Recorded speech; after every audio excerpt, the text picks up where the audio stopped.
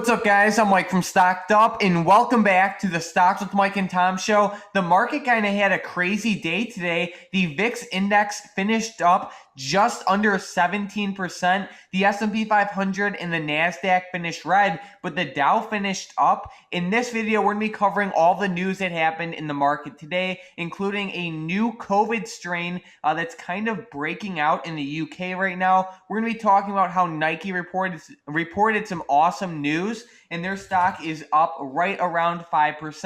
And then we're also going to be talking about the new news from Congress regarding the stimulus deal. And at the end of the video, we have a $37 million options trade with Tesla. So make sure you guys stick around to the end of the video. And if you aren't subscribed already, don't forget to subscribe. Tom and I post brand new videos every single day. But with that being said, Tom, what happened in the market today? Yeah, actually earlier in the morning, you can actually see how the market really tanked off, and this was pretty scary for traders to see. But the good thing is that it did actually recover slightly before the market opened, so we didn't see this red movement on the SPY, or people didn't whenever the market opened, that is. But you can actually see that this movement was pretty significant, and this was because there was a new strain of COVID that came out in the UK. And this is a pretty bad thing to hear because this strain apparently had mutated from the other strain, and they're saying that this is still going to be an ongoing mutation, so that it's going to mutate every year. And they said that it's going to be another one of those situations like the flu, where they're going to have to keep developing another vaccine over and over and over again every year to try to beat the virus. And they're estimating, you'll have to make a new vaccine once every 3 years for this. But the thing is that you don't really know right now. You might have to remake the vaccine every year, kind of like the flu. And it's just scary to see because the UK is starting to shut everything down again. And if those flights and people start traveling out of the UK, or if that virus ended up getting out, that's going to be very scary because I think other things are going to start shutting down again as well once these huge numbers start rolling out again. True, and just like we covered in yesterday's video, Apple is already taking precautions in California, shutting down all of their stores in California, and that's also big news. And Apple actually skyrocketed towards the end of the day and is still popping in after hours. So yeah, it's just overall very interesting news. We're still close to all-time highs. We had a pretty chaotic week last week, especially with Tesla being added into the S&P 500. So Nike really led the way today for the Dow. So what's going on there? Yeah, on Friday, they actually reported great earnings. They reported a 78 cents EPS versus a 63-cent EPS estimate. And that's pretty good to see that they beat that. And they have very good online sales. And they're reporting that eventually they're going to have 50% of all of their sales be online, which would be huge for Nike. And they had huge moves throughout the day today to the upside and then back to the downside. But on Friday, they had that huge swing to the upside, which made them post that plus 5%. And I just really think that Nike's a great company going forward. And a lot of people are looking at this as a holiday stock because a lot of people have been looking at a good stock to get for the holidays, and it looks like Nike was the holiday stock to get going into the holiday season. They really popped off of this, and they're still popping. And a lot of these other companies like Walmart, for example, and BBY, they've kind of started to pull back, but Nike's actually holding the top up there with those good sales and good earnings report that came out. Gotcha. So what's going on with their online sales division? Yeah, that division's doing very well, and they're going to see 50% of those sales come from that division. And it's just a big thing because Nike was putting a lot of money back into their company to boost those online sales and to actually build their online marketplace and kind of, throw more ads out there and stuff like that to help them grow. And it's actually ended up benefiting them in the long run. And I don't think, obviously Best Buy and companies like that also invest into themselves like that, but Nike really hit the mark on this. For sure. Like I remember Target was facing a lot of heat in the market because they were forced to adapt to compete with Amazon and even Walmart too. And we could just tell by their stock price and even from their past or their recent earnings reports that they are adapting to the online marketplace, which is good to see. And while we're on the topic of Nike, it's good to see that they're adapting as well, and it shows that they can sell both, in person but also online, which is great for the company overall. And then Tom, so we're all waiting for this stimulus deal. What are the updates on it? Yeah, there's actually some pretty big updates. They should be passing it tonight. There's going to be a vote tonight on it, so it just depends if they pass it or not. But they should get it passed tonight. I know a lot of people were expecting it possibly today or yesterday, but that ended up not happening. So it might happen tonight. And if that doesn't happen, then we could see a lot of bad things happening going forward.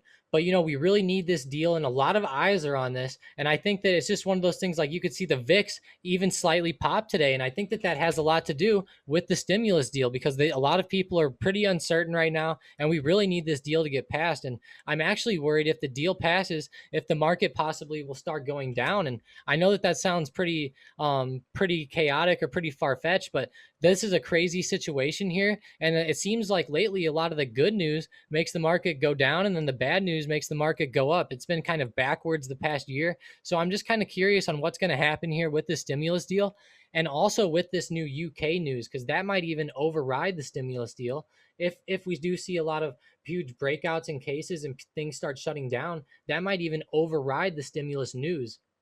True. Yeah, that's a great point, and I'm very glad you brought up the VIX because that can definitely be a telltale sign. Like when you look at the VIX index, VIX, we can see that it's up just under 17% today. It's a pretty big number, and it just shows that the options premiums on the SPX are really getting bid up, and that normally happens when the market falls. So that's definitely an important sign to look at. It's usually pretty bearish. So now let's get right into our Discord member of the day. Today's member of the day is JTB. So Tom and I just wanted to give a huge shout out to JT for always being a great member of the community, sharing positive information and helping other members. Thank you for everything, and congrats on being the member of the day. So now let's get right into the momentum plays for tomorrow. And Tom, bank stocks are exploding, and especially Goldman Sachs. So this stock just had an amazing day today, up around actually a little over 6%. It's breaking 9-month highs. Tom, what levels should we be watching? Yeah, go ahead and make them pop above 261. And one thing to keep in mind with Goldman Sachs is that their trading division is one of the things that kept them alive. So now that they're allowed to do share buybacks, that's amazing for their trading division. And I think that they'll even generate more income now. For sure. With the next play, we're looking at NIO. NIO. Yeah, go ahead and make NIO pass above the high of the day, which was right around 49.50 on the dot. And that seems to post as a pretty big level. All right, with the next one, we have CRWD. CrowdStrike. Yep. Make them pass above 211.61. All right, and then we have QS. QS. Make them pass above 101, which was their high in after hours. All right, well, we are eyeing all these plays potentially to the upside only if they can break above the levels Tom listed. And with CrowdStrike, CRWD, I'm actually eyeing this one for call credit spreads tomorrow too. So let's say we see another big green candle tomorrow. Like whether it gaps up or whether it runs up in the middle of the day. I am going to be eyeing call credit spreads on this. I know it's going to be a shorter week too, which might affect the premiums on these options, but I normally like to sell pretty far out of the money weekly options on setups like this. So I figured I'd just bring that up. But now let's get into the unusual options activity for tomorrow. And just like yesterday, we are looking at Tesla. So today we are looking at the Tesla 700 call options that expire this Thursday, December 24th. There was about $37 million put into this play. Looking at Tesla, I've been saying I'm looking for a pullback for the past couple days now, and Tesla is pulling back, which is good to see. They are trading the 700 strike call options, which is over $50 out of the money right now. I would say that it would be the smart thing if they were shorting those options, whether it be a naked short or a covered call. I really think they're shorting them. What do you think? Yeah, after that inclusion into the S&P 500, I think a lot of people were expecting them to go up, and you can see that they did actually end up going down today. And I think that there might have been some hype involved heading into that event that made Tesla go up and kind of get that action priced in before it actually happened. So I think that we're definitely due for a pullback here. But I think that it's just another one of those stocks. Just always be careful with it. There's really expensive options on this one, and I think that it's they're sitting right around this support around 650. So I think if they fall below that, that might be pretty good for puts, and if they end up bouncing up off of that, it might be pretty good for calls. Just see what happens tomorrow on it. Gotcha. So with the questions from the previous episode, we have Daniel W saying, "How about FEYE? They're even more lit than CrowdStrike." So let's take a look. FEYE.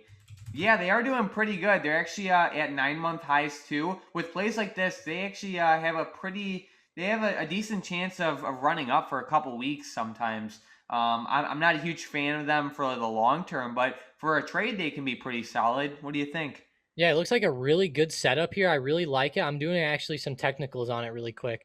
I'm just kind of drawing a little wedge pattern that I'm seeing on this stock right now. And I think it's a pretty good stock with a lot of momentum. And I think that if it breaks out of this wedge that I drew here to the upside, this could be a pretty good stock. And there's a pretty good support here around the $20 mark. So really watch for it to start falling below $20 or going up off of that. Gotcha. With the next question, we have Irina saying, "What do you think? What do you think will happen to Alibaba? When is the stock going to go up? I am at the 283 price." So let's take a look. So yeah, I mean, she doesn't have a horrible price on it. What are you seeing with this one for technicals? Yeah, it actually is not looking too good to me on the daily chart here. It's starting to look pretty bearish to the downside. Hopefully, they can hold these supports here around the 253 area. If it holds that, it would be very good for her. But hopefully, it can actually start popping up. But just off of the technicals, it looks like they're starting to trade below a lot of these other supports around 268 and around 288. So I think that since they broke below that, it might be time to come down, at least maybe in the short term. But I do think that in the long run, Alibaba will do good as long as they're allowed to stay on the US market, that is. Gotcha. With the next question, we have Vicky saying, if you guys have a chance, can you take a look at these couple of stocks? So the first one is ZNGA. So Tom, what do you see with this one on a technical level? Yeah, on a technical level, it looks pretty good. They're bouncing off supports around the $8 mark, which was pretty good. They're actually breaking this high around the $10 mark. So I think if we can break above 10, it would be pretty good. I will say though, it is pretty high and has ran up very significantly over the past few years. Like it's up a few 100% over the past few years. So I would be a little careful with it, just given that. But hopefully, since it's a tech stock, it can keep going up. And I actually have some technicals back here from 2018, believe it or not. I haven't looked at this stock since 2018, but it would have been a pretty good pickup down there around $4. True. With the next one is Vale. VALE. Yep. Yep, Vale. This one's been a big runner this year. Really watch for them to just continue running. I would treat this as more of a momentum stock right now. They've had so much green here over the past like month or two that it just looks crazy. I know that Mike likes to say this once you see like 13 to 15 green days in a row, you're just almost due for a pullback. I mean, I really like the run up and I like how it broke their previous high around 1616, but I would have to think it would pull back soon. But in the meantime, you could just play it as a momentum trade in the short term and just make it pass above 1750, which it actually almost bounced off of about 3 times and then ended up falling down. Gotcha. And then we have Corsair, which is CRSR. And I like this one. It is an IPO and they're always pretty volatile, but I like the way it's trending. I think it can definitely hit its all time highs of around $51.37. Right now it's at $41. I like the setup overall. Yeah, I love Corsair's products. They're an awesome company and they make a lot of gaming stuff and just a fantastic situation and sector right now to be in. I could easily see them being 51. They're a pretty big company actually and just given that they IPO'd a few months ago, if I would have known that they IPO'd on that day, I probably would have hopped in, but I didn't see it until they'd already ran about 30%. Gotcha. And then with the next one, we have STNE. STNE. Yeah, this one's another big runner. This is one that I would actually start to look at for a pullback. I personally would not put my money into this one to keep going up. It always could. I don't know what they do fundamentally, but just given their run over this year, I personally could see a pullback. What do you think? Yeah, I can definitely see it too. I'm not sure like what time frame she's looking for on this. Like I don't know if it's like a long-term hold or just a short-term trade. If it is for a long-term hold and you really like the stock, I would strongly consider getting cash secured puts. Basically, it can be a total win-win situation. We're not going to dive too deep into them in this video, but it can definitely be a win-win. So, Tom, do you have any last-minute stocks, options, or any insight for the market for tomorrow? Yeah, I'm really looking at AMD. I think I talked about this one last week, but I'm really looking at this to the downside here. It's moving below a lot of these technicals. And the thing is that Microsoft is said that they're going to start developing their chip. And that also made Intel fall. And it's also going to make AMD fall because that's also competing with AMD's processors. So really watch for AMD to start falling over the next couple days. They've had a really good run this year, and I could really see a pullback on them, at least in the short term. And it's just one of those plays that, make them keep breaking lows and stuff because they're in a fantastic sector. So if that sector turns around, AMD could also turn around really quickly. But I do think that they're good for puts over the next few days if you can eye it out and get in at the right time. Good stuff. Well, thank you guys so much for watching this video. Tom and I really appreciate all the comments, likes, and new subscribers. Thank you guys so much for everyone who takes literally the 2 seconds to like the video or comment. It really helps us. Thank you guys so much for that. If you guys want to trade the same options as Tom and I every single day, you can click the Stocked Up Options Alerts link in the description down below. And if you have any questions, let us know in the comments down below. And if you aren't subscribed already, don't forget to subscribe. Tom and I post brand new videos every day. But other than that, thanks for watching.